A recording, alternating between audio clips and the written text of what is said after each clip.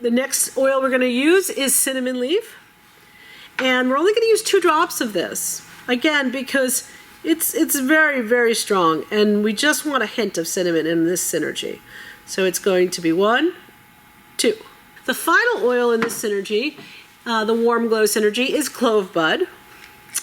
And it's just going to be 1 drop. There you go.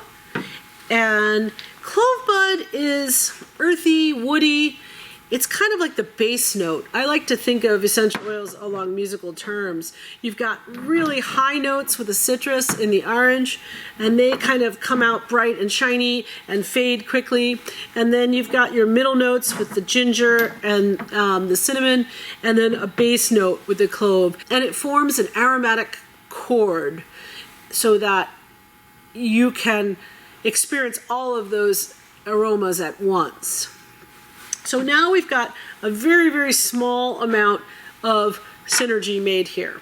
And again, on the website, I will have a complete instructions sheet, and I will have this recipe extrapolated up so you can make larger quantities if you want to.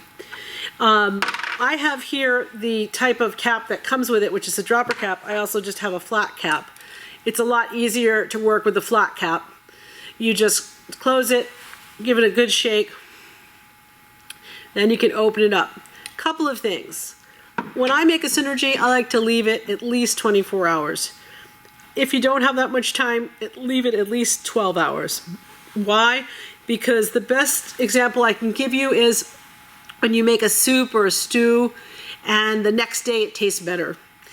What happens is these oils all have to get into harmony with each other and synergize with each other, and that takes some time for that to happen. One other thing is, if you want to experience what an essential oil synergy is going to be like in your practice, going right to the bottle and smelling is probably not going to give you a good idea. It's going to come up too strong. Your best bet is to take a little piece of paper or a Kleenex or tissue and just daub a tiny little bit onto the paper or the Kleenex and then move it in the air. And that will give you a sense of the complete synergy and how it's going to be experienced in your practice. And again, never apply essential oils undiluted to the skin. I know you will see a lot of different information online, and there are a lot of different grades of essential oil. The quality of essential oils that I am offering are extraordinarily potent. And when you're doing massage, you're also putting a lot of pressure on the tissue, and you don't want to risk skin irritation. So now we're going to talk about how do I take this synergy and use it. Well, once you have your synergy built, you can put it in a diffuser. I would say 1 or 2 drops of the Warm Glow synergy in a small diffuser in a treatment room would be plenty for an hour, hour and a half long treatment.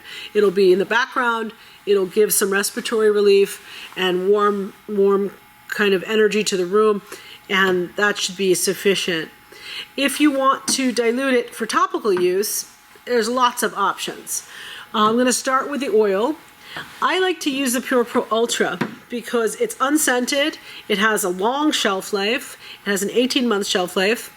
If you use a regular vegetable oil like an apricot kernel oil or an almond oil, they would have a 1-year shelf life. So you want to make sure that whatever you're going to infuse your synergy in, you're going to be able to use within the time frame of the shelf life. And I'm really, these days, I'm telling people not to use almond oil or nut oils of any kind. There are too many people with nut allergies, and I don't think they're beautiful oils, but I don't think for massage practice it's a good fit. So that's just a recommendation. I like to use Pure Pro Ultra because it's water dispersible, naturally water dispersible. I don't use any of the dispersant agents that other companies will put into their massage oils. This product is mostly a wax ester, similar to your own sebaceous waxes. It absorbs really well, and it's very, very clean, and the client will feel moisturized but not greasy.